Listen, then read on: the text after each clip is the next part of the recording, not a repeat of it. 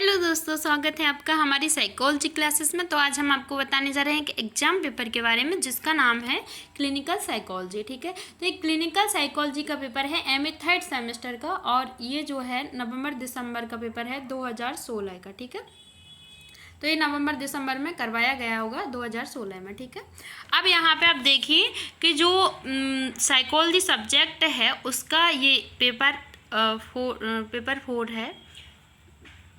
Four है, sorry, ये हाँ, ये आपका जो पेपर है ये आपका पेपर 4 है क्लिनिकल साइकोलॉजी। ठीक है, तो यहाँ पे आप देखिए एमए थर्ड सेमेस्टर का है।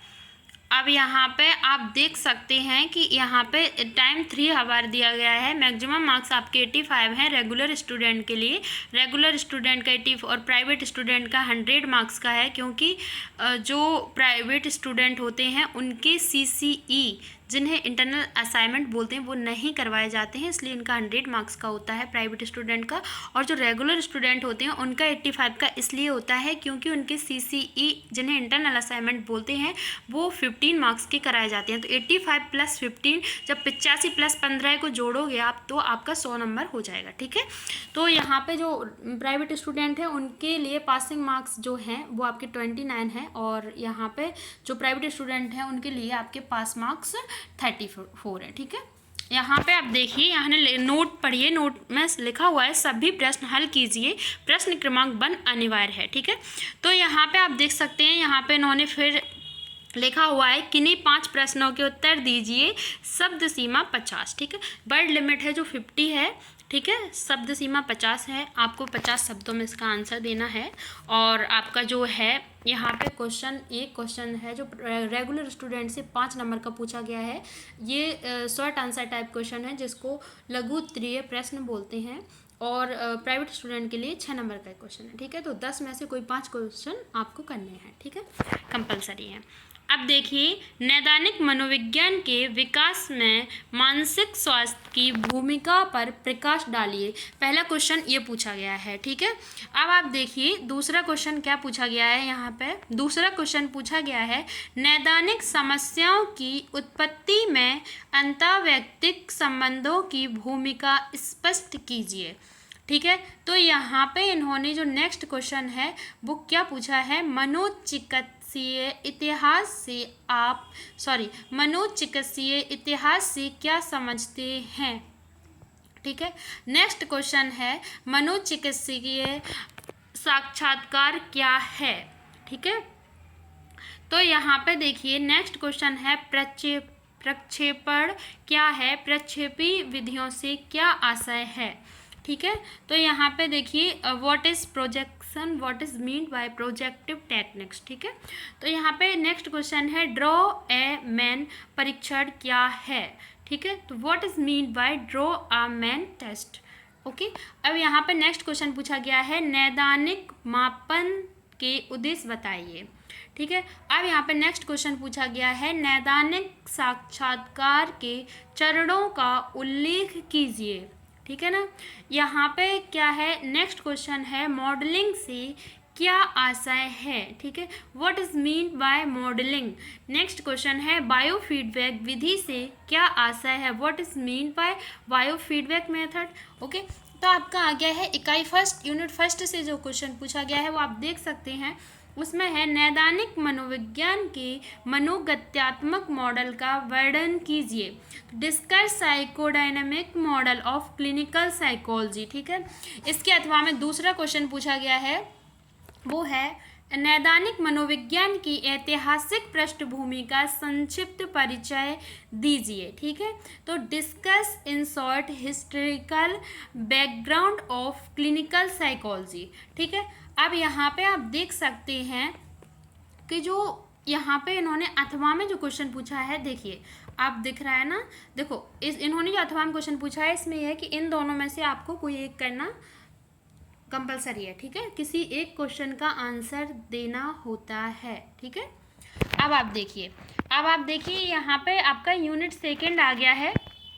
यूनिट सेकेंड से क्वेश्चन पूछा गया है, यहाँ पे थोड़ा क्लियर नहीं दिख रहा है बट मैं यहाँ पे पढ़ रही हूँ तो आप देखिएगा। मानसिक रोगों के लक्षणों का वर्णन कीजिए। Discuss symptoms of psychiatric illness. ठीक है, तो यहाँ पे ये अथवा में पूछा गया है। जो दूसरा क्वेश्चन है, रोगी की मानसिक स्थिति का परीक्षण कैसे किया जाता है। ठीक है, समझाइए। तो यहाँ पे देखो इन्होंने पूछा है, explain how mental status of the patient can be examined. ठीक है, यहाँ पे जो इन्होंने यूनिट 3 से जो क्वेश्चन पूछा है वो क्वेश्चन है, किसी एक का वर्णन करें। पहला इन्होंने पूछा है रोगी परीक्षण, दूसरा बी ऑप्शन में पूछा है टीएटी। ठीक है, रोगी परीक्षण ए में पूछा था, बी में टीएटी। जो तीसरा सी है वो है प्रक्षेपी विधियों का वर्गीकरण। ठीक है, तो यहाँ पे देखिए, डिस्कस एनीवन, देखो रोसार्क टेस्ट, और दूसरा जो है टीएटी, और जो तीसरा है वो है क्लासिफिकेशन ऑफ प्रोजेक्टिव टेक्निक। ठीक है, प्रोजेक्टिव टेक्निक्स। तो इनका जो अथवा में नहीं पूछा, वो अथवा का ही था। ठीक है, यहाँ पे इन्होंने अथवा में नहीं पूछा है शायद। हाँ देखिए, यहाँ पे इन्होंने जो क्वेश्चन है, यहाँ पे तब तक आप देखिए क्या है कि यहाँ पे थोड़ा कन्फ्यूज़न हो रहा है। यहाँ पे इन्होंने अथवा में नहीं पूछा, ऐसा कैसे हो सकता है। यूनिट 4 का अथवा में क्वेश्चन पूछा है, यूनिट 5। हाँ, तो यहाँ पे क्या है, यहाँ पे इन्होंने अथवा में जो क्वेश्चन है वो नहीं पूछा है अथवा में। ठीक है, तो यहाँ पे इन्होंने इसी में से आपको कोई दो करने हैं तो वही है। ठीक है, आपको एक ऑप्शन दे दिया है इन्होंने। ठीक है, इसीलिए नहीं पूछा है कोई। अब यहाँ पे नेक्स्ट क्वेश्चन देखते हैं। नेक्स्ट क्वेश्चन यूनिट 4 से है। यूनिट 4 से जो क्वेश्चन पूछा गया है वो है, नैदानिक सूचनाओं के संसाधन व संप्रेषण पर प्रकाश डालिए। ठीक है, तो ये जो 12 और /14 दिख रहे हैं आपको, ये है कि जो रेगुलर स्टूडेंट है उनके लिए ये लॉन्ग आंसर टाइप क्वेश्चन है, दीर्घ उत्तरीय प्रश्न बोलते हैं इसे। इसलिए ये क्वेश्चन 12 नंबर का 12 नंबर का पूछा गया है, और प्राइवेट स्टूडेंट के लिए 14 नंबर का 14 मार्क्स का पूछा गया है। ओके, अब देखते हैं यहाँ पे अथवा में कौन सा क्वेश्चन पूछा है। नैदानिक साक्षात्कार विधि का वर्णन कीजिए, डिस्कस क्लिनिकल इंटरव्यू मेथड। ठीक है, अब यहाँ पे इन्होंने यूनिट 5 से इन्होंने क्वेश्चन पूछा है, देखते हैं।